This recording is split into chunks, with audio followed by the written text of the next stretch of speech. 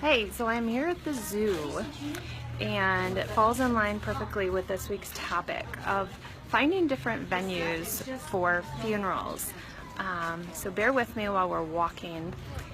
I am a firm believer that there are a lot of people that do direct cremations, but they're still spending the same amount of money as people who do a full funeral. They're just not spending it with you. So I don't think it's a cost thing. I think it is that connection is just, they don't want to give it to a funeral home. They just are kind of putting their feet in the sand and not wanting to do it. So I think establishing these connections and establishing these other venues to have memorial services at or funerals at is really crucial. The most kind of off-the-wall place I did a funeral at was at a racetrack. The gentleman was one of the announcers of the car racetrack, and so we had the funeral right there where the finish line was. And then I want to say they even let us take, yeah, they did. The hearse took a lap around the track after the funeral before we left. I wasn't driving it. That would have been awesome.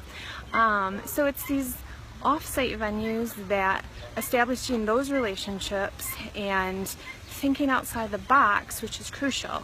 I think one key thing is thinking about where people have weddings nowadays. I have a wedding at the end of this week at an amazing venue, and so I'm going to show you guys that later this week where that's going to be. But those same places are set up for experiences and events, and so use those for funerals as well. So like the zoo here has a huge facility to do weddings and other celebrations, events, birthday parties and things, and so they're set up to do a funeral as well. It's the same type of thing. It's a life experience. So think outside the box. What other places have you held funerals that are outside the box, and what relationships have you set up with event places in your communities or in nearby cities that could also be used, that you can help the families work with them, and in turn charge for that service of helping work with them, rather than just do the direct cremation and send them out the door to go do all that event on their own.